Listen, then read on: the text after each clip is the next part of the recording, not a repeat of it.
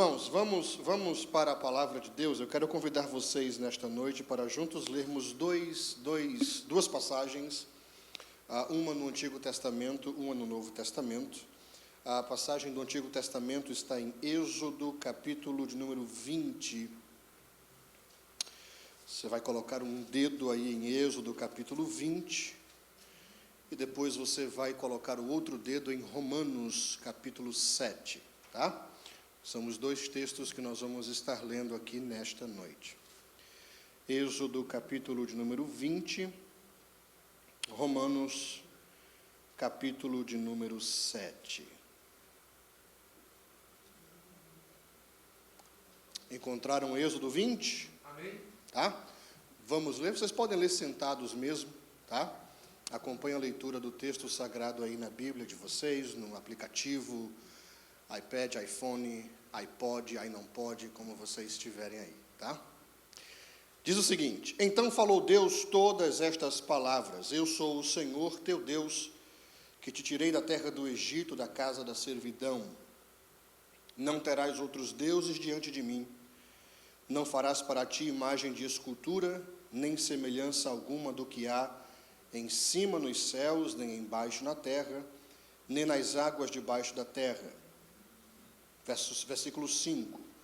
Não as adorarás, nem lhes darás culto, porque eu sou o Senhor teu Deus, Deus zeloso, que visito a iniquidade dos pais nos filhos até a terceira e quarta geração daqueles que me aborrecem, e faço misericórdia até 1000 gerações daqueles que me amam e guardam os meus mandamentos.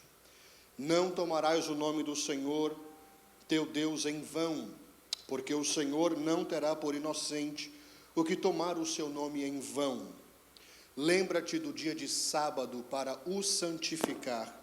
6 dias trabalharás e farás toda a tua obra, mas o 7º dia é o sábado do Senhor, teu Deus. Não farás nenhum trabalho, nem tu, nem o teu filho, nem a tua filha, nem o teu servo, nem a tua serva, nem o teu animal, nem o forasteiro das tuas portas para dentro, porque em 6 dias fez o Senhor os céus e a terra, o mar e tudo o que neles há, e ao 7º dia descansou. Por isso o Senhor abençoou o dia de sábado e o santificou. Versículo 12.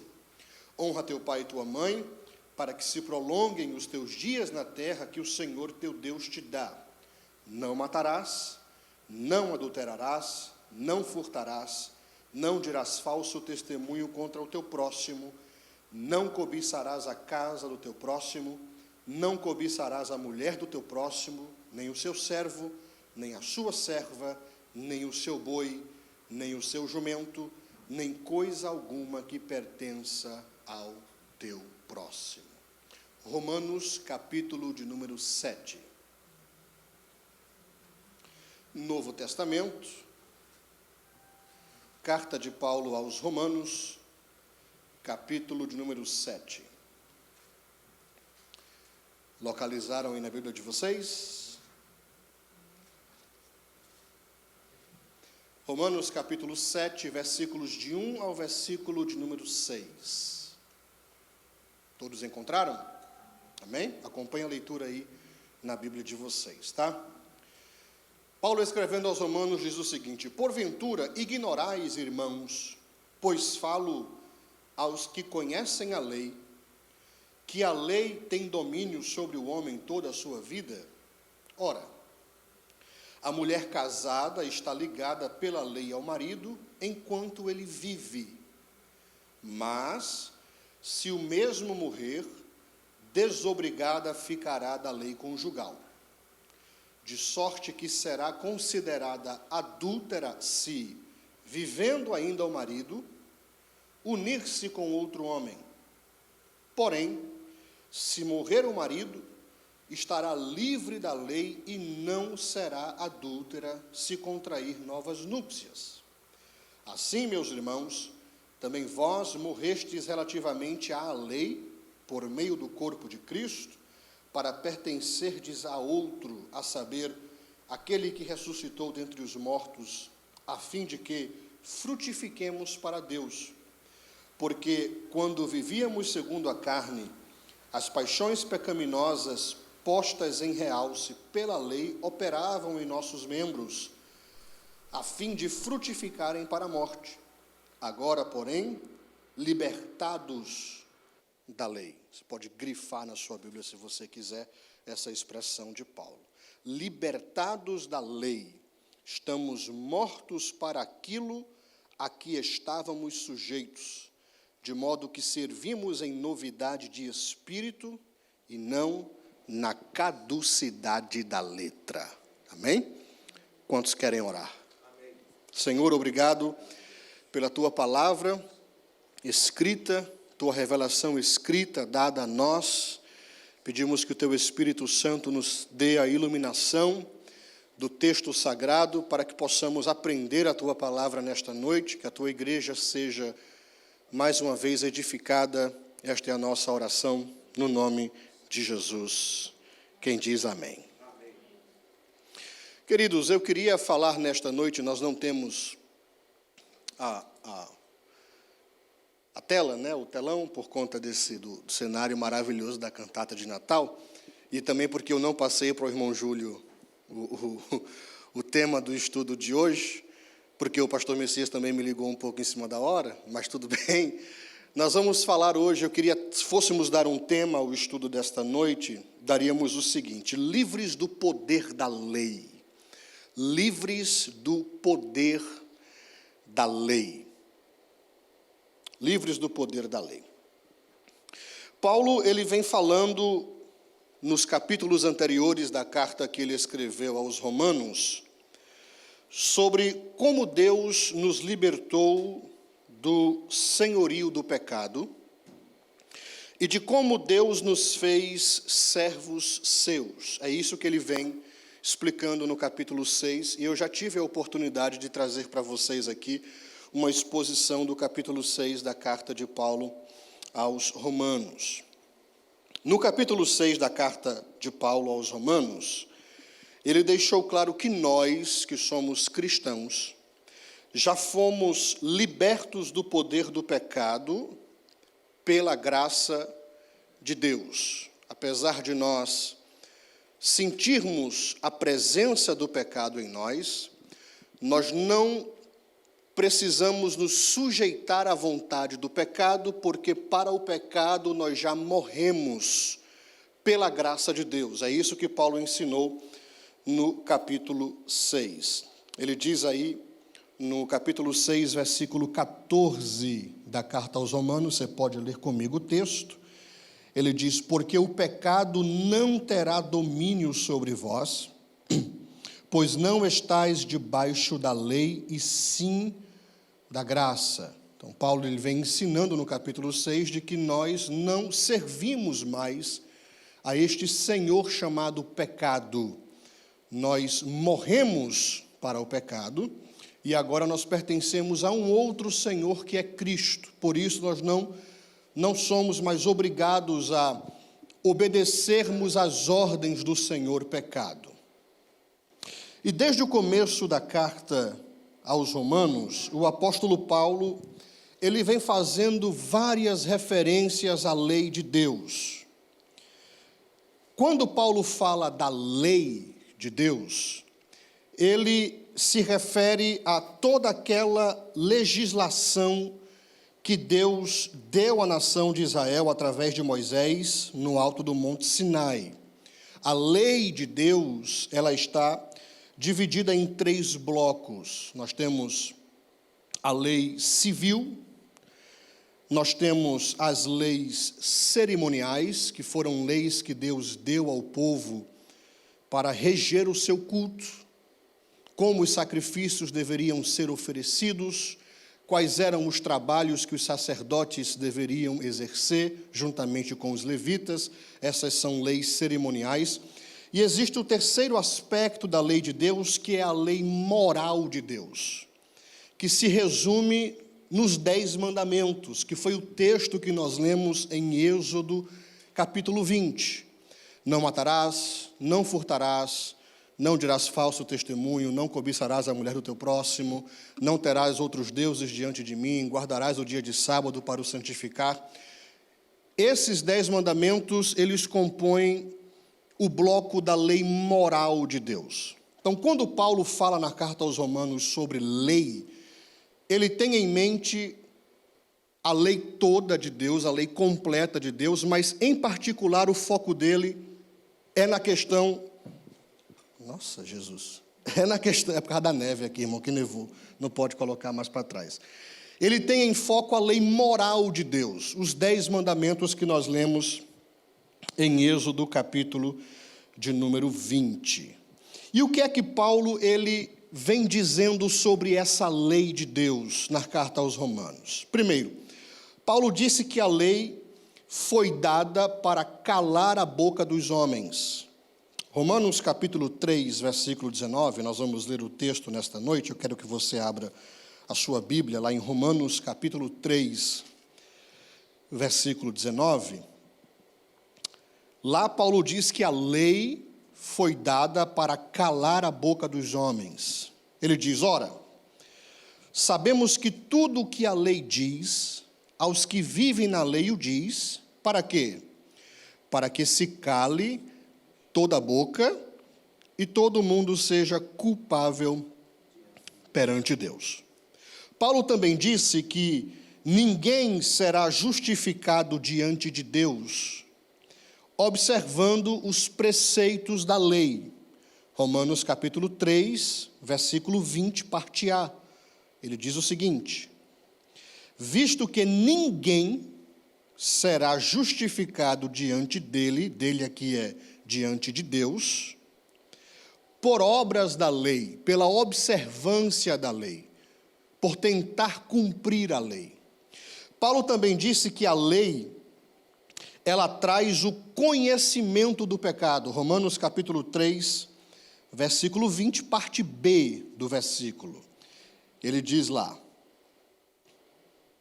em razão de que pela lei vem o pleno conhecimento do pecado. Então, Paulo está dizendo que a lei, ela traz o conhecimento do pecado. De que forma? Eu só conheço o pecado porque existe a lei. Eu só conheço a cobiça porque a lei diz, não cobiçarás. Então, porque a lei proíbe, ela aguça o pecado. É isso que Paulo está dizendo aqui. Ele também diz que a justificação do pecador, consequentemente a sua salvação, ela só pode ser alcançada sem a observância dos preceitos da lei. Romanos capítulo 3, versículo 28. Leia aí na sua Bíblia, veja o que Paulo diz. Romanos 3, 28, ele diz, concluímos, pois, que o homem é justificado por quê? Por quê?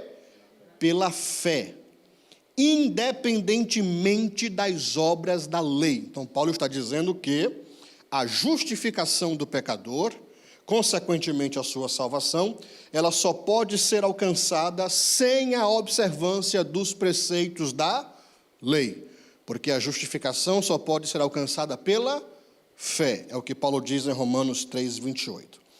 Paulo também disse em Romanos 4 e 13, que a promessa que Deus havia feito a Abraão, em Gênesis capítulo 12, não decorreu da guarda da lei, mas mediante a fé. Romanos capítulo 4, versículo 13, Paulo diz, não foi por intermédio da lei que a Abraão ou a sua descendência coube a promessa de ser herdeiro do mundo, e sim mediante a justiça da fé. Paulo está dizendo que a promessa que Deus fez a Abraão, lembra da promessa que Deus fez a Abraão? Abraão, sai da tua terra, da tua parentela, vai para uma terra que eu te mostrarei, eu vou abençoar os que te abençoarem, farei de ti uma grande nação, e em ti serão benditas todas as famílias da terra. Esta promessa, Paulo está dizendo, que ela não decorreu da guarda da lei, ou seja, o cumprimento dela não dependeu da obediência de Abraão à lei de Deus, porque a lei não havia nem sido dada ainda. mas ela dependia da fé de Abraão naquilo que Deus havia falado. É isso que Paulo está dizendo aqui em Romanos 4:13. Paulo também disse que a lei, ela provoca a ira de Deus. Romanos 4:15. A lei provoca a ira de Deus. Está escrito o seguinte, Romanos 4:15, porque a lei suscita a ira, mas onde não há lei, também não há transgressão. Romanos 5:20, Paulo disse que a lei veio para que o pecado aumentasse. Romanos 5:20, Paulo diz que a lei veio para que o pecado aumentasse. Sobreveio a lei para que avultasse a ofensa. E aí todo mundo conhece o resto do versículo, né? Mas onde abundou o pecado, superabundou a graça. E por último, Paulo disse em Romanos 6:14 que nós não estamos mais debaixo da lei. É o que está escrito em Romanos 6:14, porque o pecado não terá domínio sobre vós, pois não estáis debaixo da lei, e sim debaixo da graça. Todas essas afirmações que Paulo vem fazendo sobre a lei de Deus, com certeza, levantaria questões no meio dos judeus que viviam em Roma.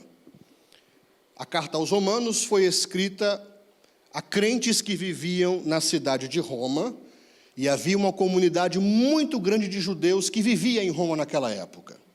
Então, quando o judeu recebesse a carta de Paulo, essa carta que nós lemos aqui, e começasse a ler essas afirmações de Paulo, de que a lei, ela suscita o pecado, de que ninguém é salvo pela observância da lei, mas simplesmente mediante a fé em Jesus Cristo, de que a lei foi dada para condenar o homem, para mostrar a condenação do homem. Quando o judeu lesse essas afirmações de Paulo, com certeza ele iria levantar uma das suas sobrancelhas e ia dizer, peraí, o que é que Paulo está dizendo aqui?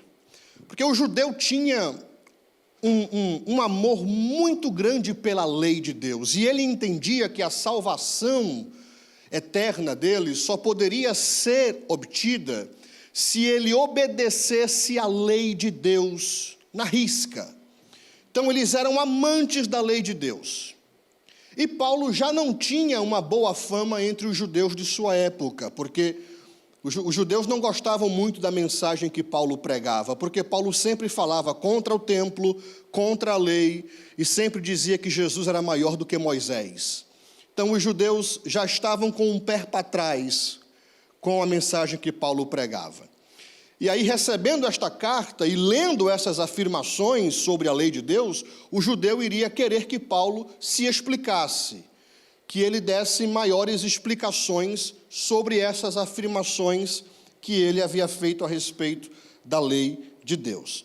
O capítulo 7 da carta de Paulo aos Romanos é justamente essa explicação de Paulo sobre a lei de Deus. O capítulo 7 ele está dividido em duas partes. A primeira parte, que vai aí dos versículos 1 ao versículo 6, Paulo ele ensina que o cristão não está mais debaixo da lei, porque ele morreu para a lei mediante o corpo de Cristo. E para ilustrar isto, Paulo usa a analogia do casamento. E é justamente com esta parte do capítulo 7 que eu quero me deter nesta noite, tá?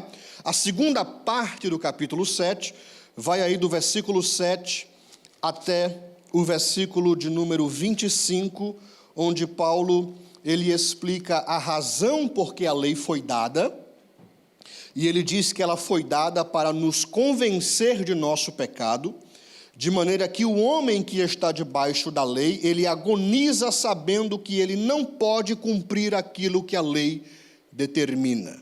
Então essas são as duas partes do capítulo 7. Então abra aí a sua Bíblia, Romanos capítulo 7, versículo 1.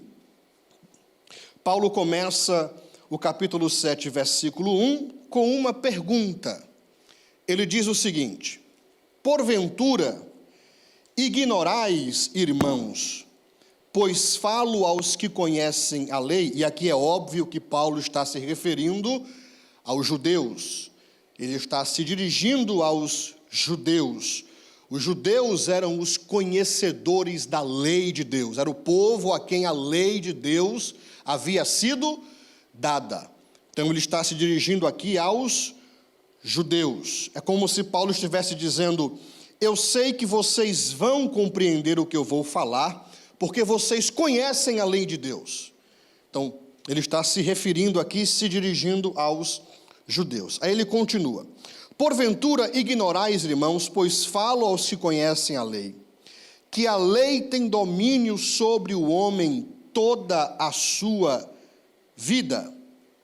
Quando Paulo diz que a lei tem domínio sobre o homem, homem aqui não é só o homem do sexo masculino, mas é uma expressão que envolve todos, homens e mulheres, grandes e pequenos, ricos e pobres, sábios e ignorantes, todos os homens. Paulo está dizendo aqui que todo homem que nasce, ele nasce debaixo do domínio da lei. E a lei aqui, mais uma vez, é a lei de Deus, mas com o foco nos 10 mandamentos, que é a lei moral de Deus. Então, todo homem, quando nasce, ele já nasce debaixo da lei.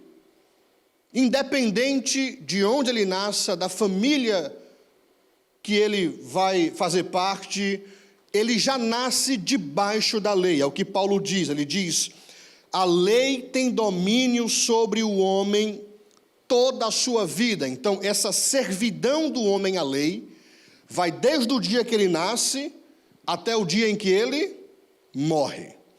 Durante toda a sua trajetória nesta vida, o homem, ele está sujeito à lei de Deus. Aqui não há exceção. Não há exceção. Todos os homens estão sujeitos à lei de Deus. E por estarem sujeitos à lei de Deus, todos os homens já nascem condenados ao inferno. Porque todos estamos debaixo da lei, e logo, claro, ninguém consegue cumprir os parâmetros da lei moral de Deus, porque são parâmetros altíssimos, são parâmetros de um Deus santo dados a homens pecadores. Por não conseguirmos cumprir esses parâmetros da lei moral de Deus, e por estarmos sujeitos a esta lei moral de Deus, logo todos que nascem já nascem debaixo da condenação do pecado e destinados ao inferno. Então, o que é que eu preciso fazer, pastor, para ir ao inferno? Nascer. Só. Não precisa fazer mais nada. É só nascer. Nasceu, já tem um passaporte carimbado para lá. Porque você já está debaixo da lei e você não vai conseguir cumprir com os mandamentos e os requisitos da lei. Quando eu digo cumprir a lei, é cumprir a lei de forma perfeita durante todos os dias de sua vida, sem quebrar nenhum dos seus mandamentos. Porque Tiago diz que se alguém tropeça em um mandamento, ele quebrou toda a lei. Então, ninguém consegue fazer. Nenhum homem jamais conseguiu ou conseguirá cumprir toda a lei, com exceção de Jesus Cristo, nosso Senhor. Tá? Então, Paulo diz, a lei tem domínio. Essa expressão tem domínio aqui, né? Era uma expressão usada muito na época de Paulo para se referir ao senhor que tinha domínio sobre os seus escravos. A escravatura era algo muito comum na época do apóstolo Paulo. Haviam milhares de escravos em Roma na época em que Paulo escreve esta carta aqui. Então, os judeus, eles entendiam muito bem o que Paulo estava dizendo aqui. Quando Paulo diz que a lei tem domínio sobre todos os homens, ele está colocando a lei na posição de senhor, está colocando os homens na posição de escravos. A lei, ela domina sobre nós. Então, a lei domina sobre todo homem durante toda a sua vida. É isso que Paulo diz aqui. E isto se aplica tanto a judeus quanto a gentios. E aí você vai dizer assim, mas pastor, aos judeus foi dada a lei escrita, mas aos gentios não foi dada a lei escrita. Deus apareceu a Moisés no Monte Sinai, e Deus deu a Moisés os 10 mandamentos, a lei escrita. Mas o gentio, que não era pertencente ao povo de Israel, aquele que não havia nascido como sendo judeu, ele não recebeu essa revelação escrita de Deus. Então, como é que a lei de Deus pode dominar sobre judeus e gentios, se os gentios não receberam a revelação escrita de Deus? Paulo explica isso em Romanos capítulo 2, versículos 14 e 15, dizendo que aos judeus Deus deu a revelação escrita da lei, mas aos bárbaros, aos gentios, Deus deu a revelação da lei escrita na consciência deles e no coração deles, e Deus também se revelou a eles através da natureza. Romanos capítulo 2, versículos 14 e 15. Paulo diz: quando, pois, os gentios que não têm lei, ele reconhece aqui que os gentios não receberam a lei escrita de Deus como os judeus receberam. Ele diz, os gentios não têm lei. Então, quando, pois, os gentios, e só para a gente ficar no contexto, nós somos gentios, tá? Eu sei que você gosta da sua menorá na sua casa, sei que você gosta do candelabrozinho, você chama Jesus de Yeshua, Yehoshua, mas você é gentio, tá? Você não é judeu, tá bom? Todos entendidos? Nós somos gentios. Você pode ter a arca na sua casa que você acha bonito, como enfeite e tal, ter os nomes, colocar os nomes do filho em hebraico, como você quiser, mas você é gentio, você não é judeu. Eu também não sou, tá? Não sou judeu. Então ele diz aqui no versículo 14, quando, pois, os gentios que não têm lei, procedem por natureza, de conformidade com a lei, não tendo lei, servem eles de lei para si mesmos. Estes mostram a norma da lei, gravada onde? No seu coração. Paulo está dizendo que, apesar dos gentios não terem recebido a lei escrita de Deus, como os judeus receberam no Monte Sinai, Deus gravou essas leis, esses preceitos no coração deles, ou na consciência deles, de sorte que todo homem tem um senso de moralidade. Todo homem sabe o que é certo e o que é errado. E não me venha com essa história de que certo e errado é relativo, tá? Nós não vivemos debaixo do relativismo.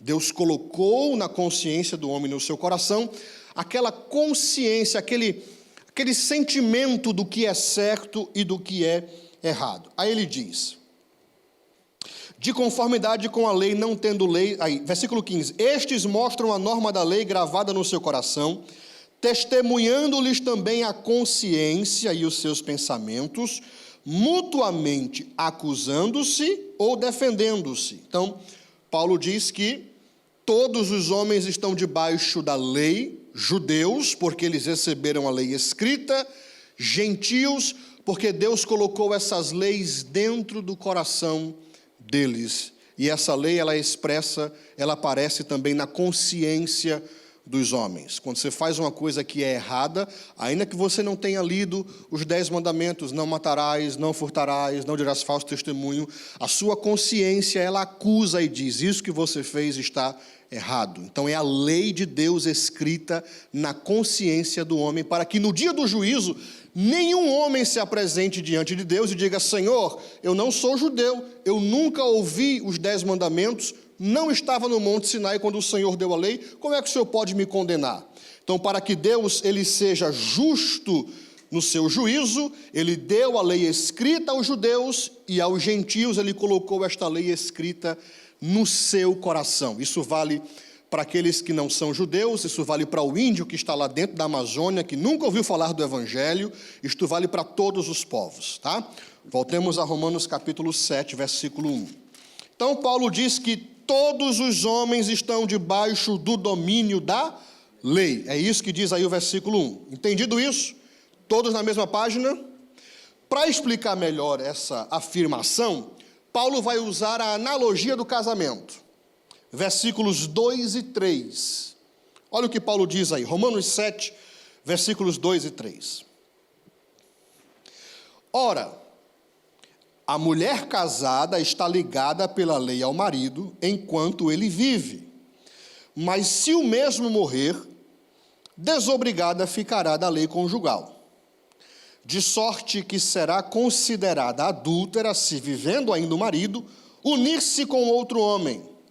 Porém, se morrer o marido, estará livre da lei e não será adúltera se contrair novas núpcias. O que é que Paulo está querendo dizer aqui com esta analogia? Bem, ele disse que a nossa escravidão, a lei, dura durante o tempo de nossa vida.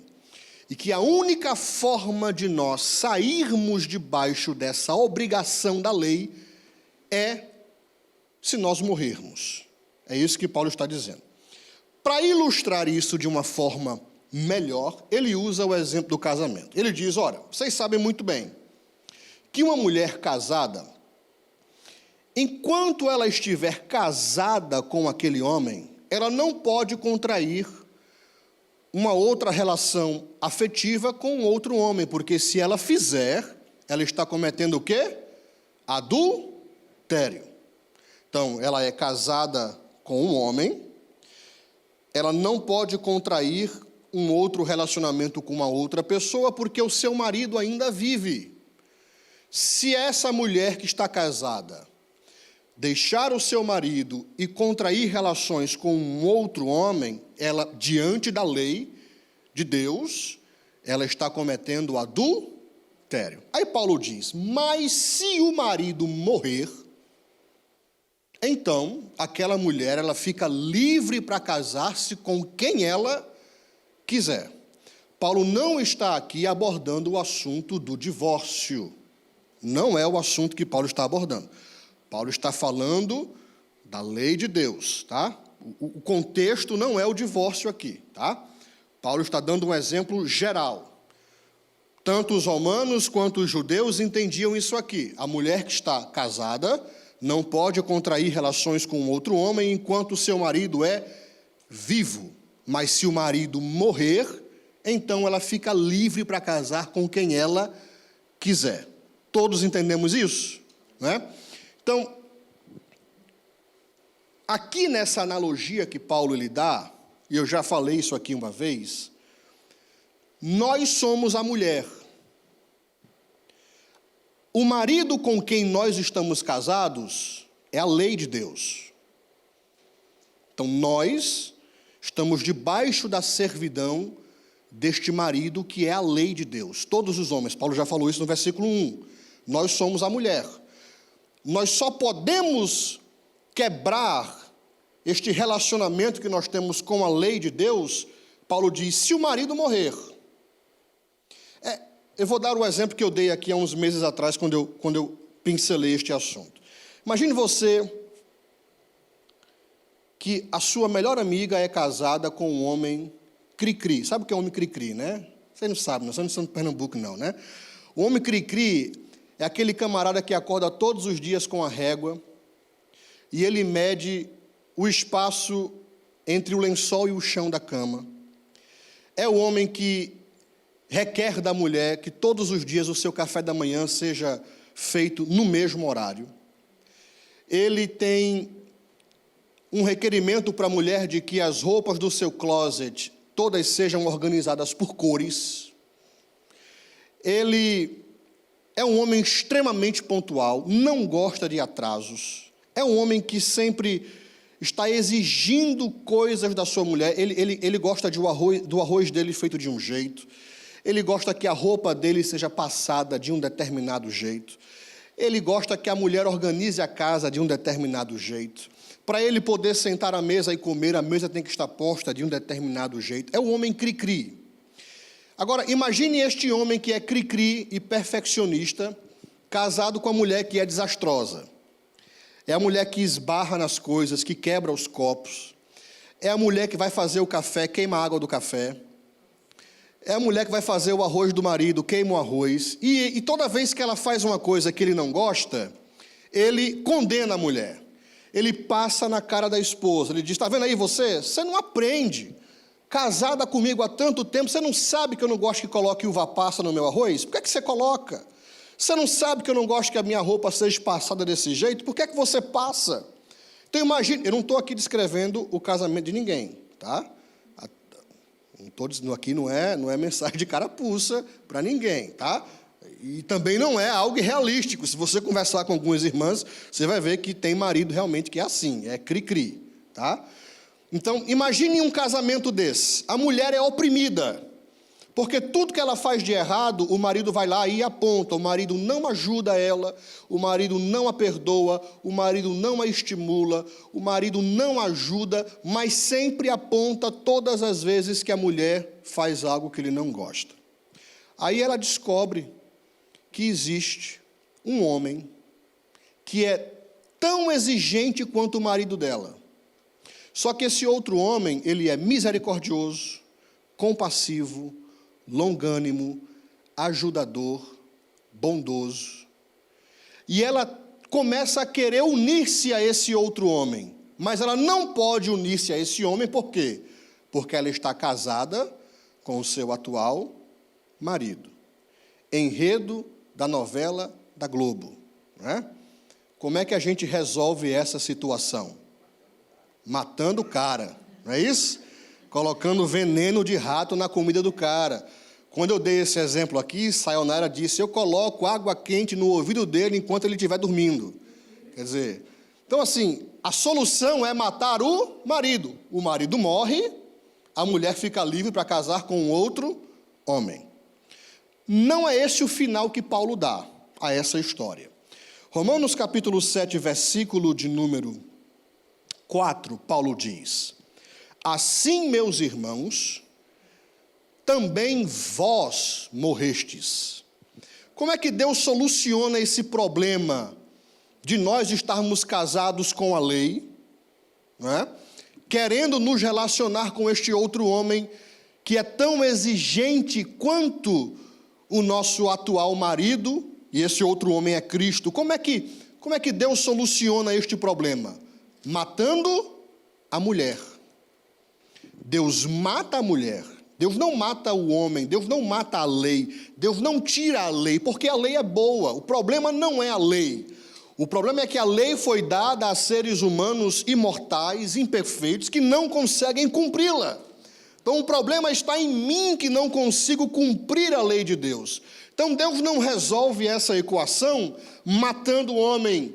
Deus resolve esta equação matando a mulher. Então Paulo diz aqui no capítulo 7, versículo 4, assim, meus irmãos, também vós morrestes relativamente à lei. Quando foi que eu morri relativamente à lei? Ele diz aí no versículo 7, versículo 4, por meio do corpo de Cristo, ou seja, mediante a minha união com Cristo, eu morri para a lei. É o que Paulo ensina. Ele já havia dito que por meio da minha união com Cristo, eu havia morrido para o pecado, e agora ele diz que também mediante a minha união com Cristo, eu morri para a lei. Então, quando eu me uno com Cristo na cruz, eu não morro apenas para o pecado, mas eu morro também para a lei. Para quê? Para pertencerdes a outro. Esse outro aqui é Jesus, não é? Então eu morro com Cristo na cruz para pertencer a Cristo. Então eu não pertenço mais à lei. Eu não pertenço mais ao juízo da lei.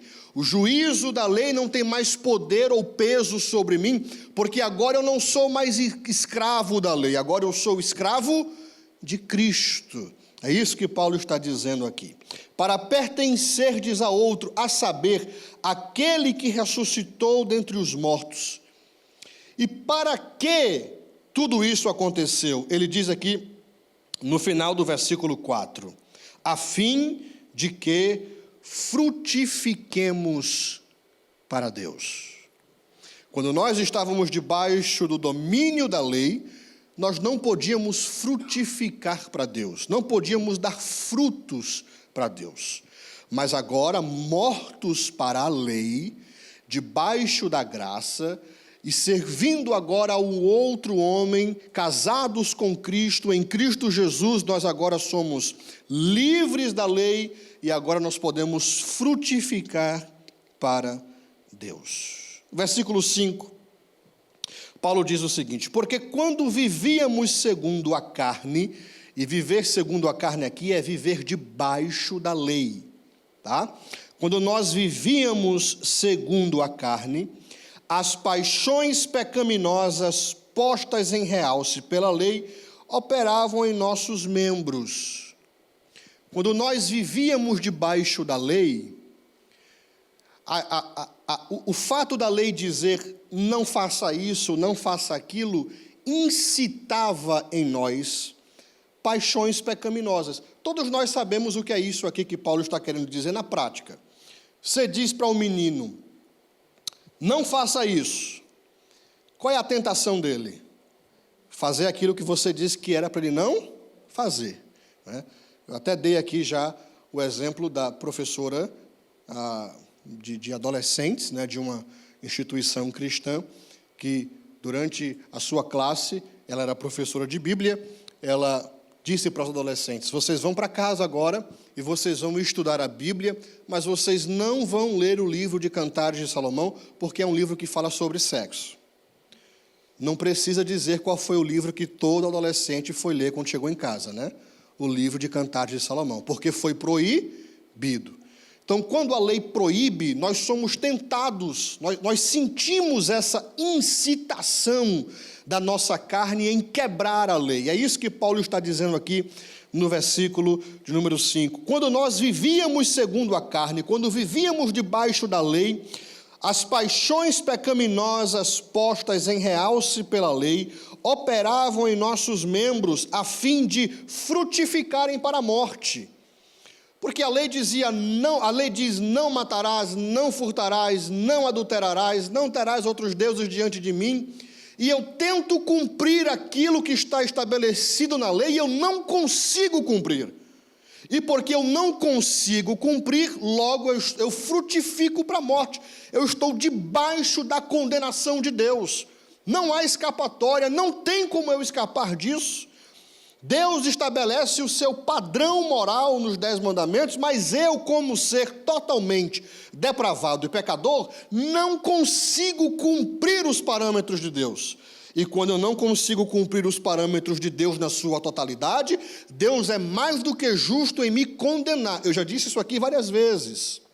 Se Deus decidisse condenar todos os homens, Ele estaria sendo 100% justo.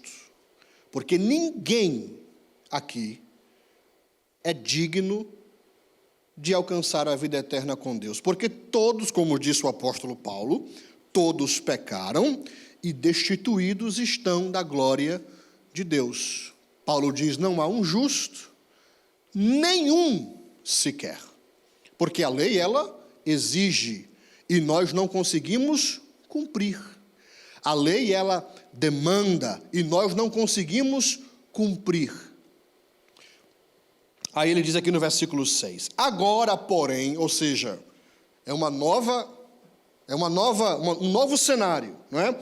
Agora, porém, libertados da lei, nós estamos o quê? Mortos para aquilo a que estávamos sujeitos, de modo que agora nós servimos em novidade de espírito e não na caducidade da letra. Então, agora que nós estamos mortos para a lei, estamos unidos com Cristo e servimos agora a Cristo, estamos unidos em matrimônio com Cristo e somos agora escravos de Cristo, servos de Cristo, nós agora servimos a Deus em novidade de vida. Agora sim nós conseguimos frutificar para Deus. Agora sim nós conseguimos agradar a Deus. Agora sim Deus, ele se agrada em nós. Porque quando Deus olha para mim, ele vê a justificação de Cristo imputada em mim. Cristo cumpriu toda a lei. Quando eu me uno a Cristo na cruz, a justiça de Cristo, o mérito de Cristo, por ele ter cumprido toda a lei, é imputado também a mim, porque eu estou unido com ele na cruz. Por isso que quando Deus olha para mim, ele não me fulmina. Quando Deus olha para mim, ele vê em mim a justiça de Cristo. Cristo cumpriu e o mérito foi transferido para mim. Isto se chama justificação pela graça. Quando é que eu tomo posse disso? Quando eu creio nisso através da fé. Por isso que Paulo diz, justificados, pois, mediante a fé. Não é por obras, porque Paulo já mostrou aqui que por obras ninguém consegue fazer. Ninguém consegue satisfazer os parâmetros de Deus por obras. Ninguém consegue satisfazer os parâmetros morais de Deus sozinhos. Nós só conseguimos fazer isso quando estamos unidos a Cristo, com a ajuda de Cristo e do Espírito Santo. Sozinho, ninguém consegue alcançar salvação. É de graça, é pela fé, é mediante Cristo.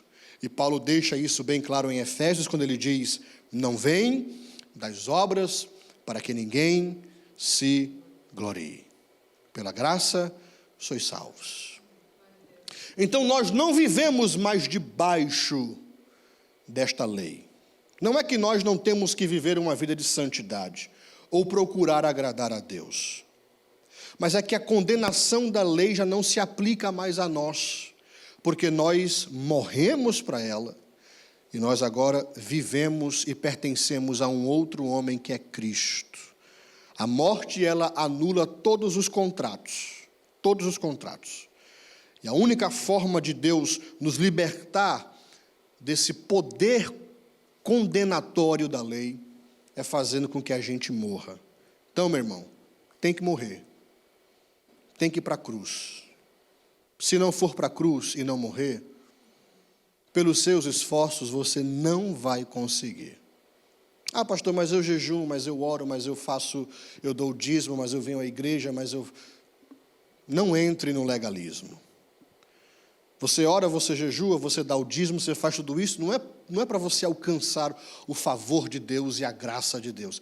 Você faz porque você já teve um encontro com Cristo. Isto é um resultado natural do seu encontro com Deus. Porque você realmente teve um encontro com Deus, você ora, você jejua, você dá a sua oferta, você dá o seu dízimo, mas você não faz isso para alcançar o favor e as benesses de Deus. O profeta disse que diante de Deus os nossos atos de justiça, eles são como trapos de imundícias. Você não faz isso para poder alcançar o favor e a graça de Deus. Não. Você faz isso como resultado do encontro que você teve com Deus. Porque encontrar-se com Deus, encontrar-se com Cristo, ter um relacionamento com Ele, resulta nessas mudanças. Tem que haver mudança. Tem que haver mudança no comportamento, na mentalidade, nas atitudes, nas boas obras. Paulo diz que Deus nos criou para boas obras. Nós somos chamados e fomos criados para fazermos boas obras, para produzir... Ali são 7:05, não, são 9:10, né? Ali são 7:05, ainda tenho mais umas 2 horas para pregar, tá? Então, Paulo diz que nós somos chamados para isso, para produzirmos boas obras. É impossível que alguém tenha um encontro verdadeiro com Deus e não saia mudado ou transformado. Impossível. Impossível. Então, não queira voltar para debaixo da lei. Nós vivemos em uma época, irmãos, onde os gentios querem ser judeus. As igrejas querem ser sinagogas. Vivemos em uma época onde até templo de Salomão foi construído. Tudo apontando para a lei, tudo apontando para o Antigo Testamento. Práticas do judaísmo que são introduzidas no culto cristão. como toque de chofar, como dança em volta ao redor da arca, campanha das 7 voltas, campanha dos 7 pulos, das 7 glórias, tudo voltado para aquilo que estava na lei. Nós não estamos mais debaixo da lei. Cristo já nos libertou da escravidão da lei, nós agora somos pertencentes a Cristo. Por que voltar à prática da lei? Cristãos que guardam o sábado como regra para a sua salvação, não tenho nada contra você guardar o sábado. Se você não quer trabalhar no sábado, que não trabalhe. Se você quer descansar no sábado, que descanse. Se você entende que o sábado é o dia do Senhor, entenda assim. Mas não me critique porque eu guardo o domingo. Não me condene porque eu guardo o domingo. Você não está mais debaixo da lei. Cristãos que não pronunciam o nome de Deus, é dus, porque não pode pronunciar o nome de Deus. Então eles não chamam Deus de Deus, Deus, é dus, eles tiram o E para não pronunciar o nome de Deus. São gentios que querem viver como judeus, que observam o calendário judaico, a festa do, como é que chama? Não, a festa, como se fosse o Natal deles, o Honkin Pum Pum, alguma coisa assim. As festas judaicas, querendo voltar à antiga lei, quando Paulo deixa claro que nós fomos libertados do poder da lei. Então, não volte a esse casamento abusivo. Você já saiu desse casamento abusivo. Você já foi liberto deste casamento onde o marido sempre condenava você, a lei de Deus condenando você. Você errou. E a lei não tem misericórdia, a lei não tem parcialidade. A lei condena e condena mesmo. Não existe parcialidade com a lei. Você quebrou a lei, você tem que ser julgado e condenado e acabou. Era um casamento abusivo, opressivo. Mas Deus libertou você desse casamento e colocou você agora casado com um homem que é amoroso, que é exigente, que exige santidade, que existe santificação, mudança de vida, obediência, mas que ajuda quando você não consegue fazer, mas que estende a mão quando você quebra os mandamentos, mas que te oferece graça e misericórdia quando você tenta e não consegue. Por que agora querer voltar ao casamento abusivo? Libertados fomos do poder da lei. Vamos ficar de pé nesta noite, eu já vou concluir. Sirvamos a Deus então com liberdade, não com libertinagem. Os judeus mal interpretavam o apóstolo Paulo, porque Paulo pregava muito sobre a graça, e eles entendiam que viver na graça é viver debaixo de libertinagem. E que viver na graça era uma oportunidade que eles tinham para poder viver uma vida dissoluta na prática do pecado, e Paulo deixa claro que isso não é graça, isto é libertinagem. Então, não é porque nós somos libertos do poder da lei que nós vamos viver uma vida de todo jeito. Isto não é evangelho, isto é uma má interpretação do evangelho. Se você está aqui nesta noite ouvindo esta mensagem e você acha que porque você está debaixo da graça e não debaixo da lei, você pode viver uma vida na prática do pecado, é um sinal de que você ainda não teve um encontro verdadeiro com Cristo. Quem teve um encontro com Cristo vive em novidade de espírito e de vida. As coisas velhas já passaram, eis que tudo se fez novo. Pecado na vida do cristão, eu já falei aqui, é um acidente de percurso. Nós não podemos ter pecados de estimação. Mas esse pecado que você batalha tanto tempo e não consegue vencer, você só vai vencê-lo se você unir-se a Cristo e morrer com Ele na cruz. Se você unir-se com Cristo e morrer com Ele na cruz, Ele te ajudará a vencer esta prática pecaminosa. Sozinho servindo a lei, tentando fazer sozinho pelos seus próprios esforços, você não vai conseguir. Mas com o auxílio de Cristo, você vencerá o pecado na sua vida. Senhor, obrigado pela tua palavra, te louvamos, te agradecemos e pedimos a tua graça sobre nós, sobre o teu povo. Obrigado, Senhor, pela libertação da condenação da lei. Obrigado, Senhor, por ter nos colocado debaixo da tua graça, por nos ter dado a oportunidade de vivermos em novidade de espírito e em novidade de vida. E eu oro, Senhor, para que os meus irmãos possam experimentar isso no seu dia a dia, para que o teu nome seja glorificado. Continua conosco, Senhor. Esta é a nossa oração, no nome de Jesus. Amém.